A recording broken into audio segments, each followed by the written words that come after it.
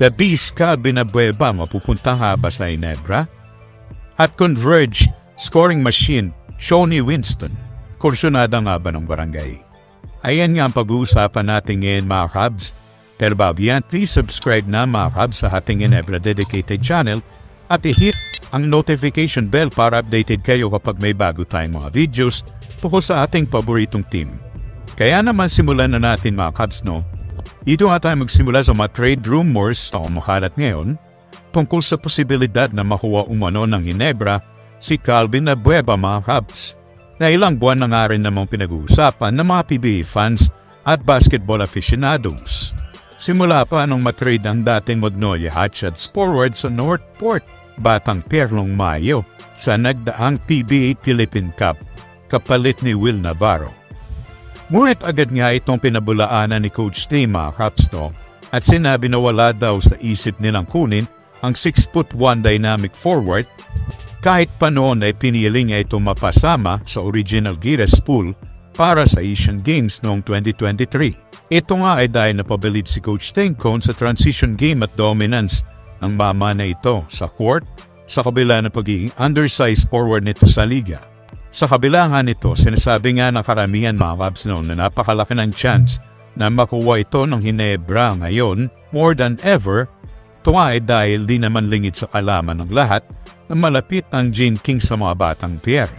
At napakaraming pagkakataon na nga rin sa nakaraan na tila naging daan nga patungo sa barangay ang Pierre. And vice versa. At napakarami na nga mga players ang nakita nating nag-end up sa Ginebra matapos manggaling sa Northport, diba mga Cubs? Kung kaya naman di nga nakakagulat kung ganito rin ang magiging kapalaran ni Abueva. Pero kung sakaling nga mangyari ito mga Cubs, no, ay magiging isang napakalaking addition at upgrade nga ito sa oponan ng Gene Kings. Dahil alam naman natin na napilayan ang ating forward position nang biglang mag-decide si Jamie Malonzo na pumirma sa isang Japanese B-League team. Talaga namang ikinagulat at ikinadismaya ng maraming Ginebra fans.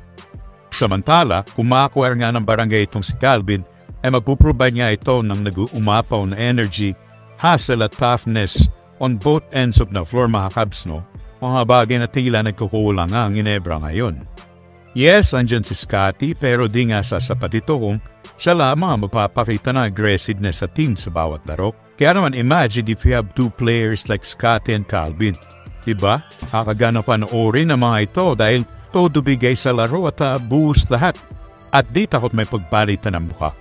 Bukod pa dito mga Cubs, no, ay magbibigay din ito ng additional veteran presence sa barangay na mangungulila rin ngayon sa pagkawala ni Eli Tenorio na magiging head coach na ng Magnolia Hotshots simula sa susunod na season.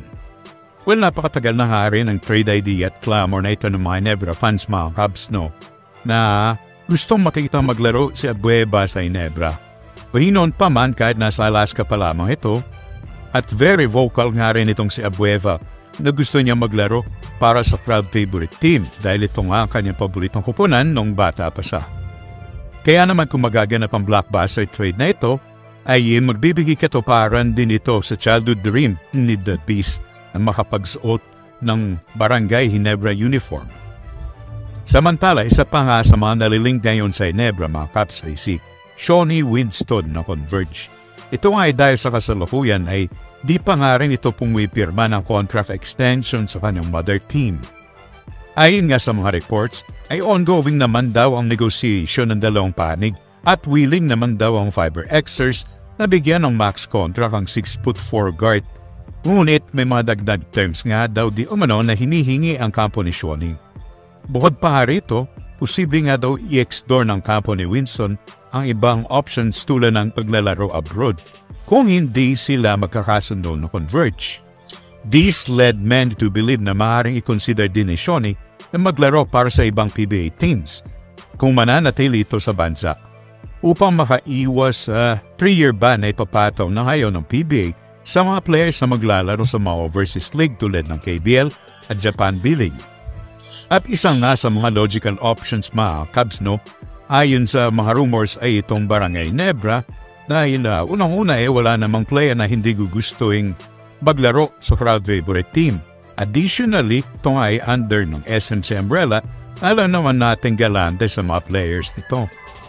At higit sa lahat ay nakabalitang Harry last year na gusto daw di umano makuha ng Ginebra ang serbisyo ng high-scoring guard mula sa Converge na sa kasamaang palad ay hindi natuloy.